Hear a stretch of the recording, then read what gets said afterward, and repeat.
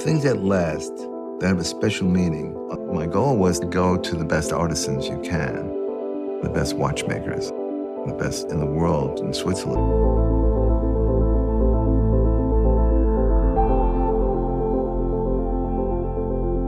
When you say something is made by hand, the care and attention to detail is what you're getting.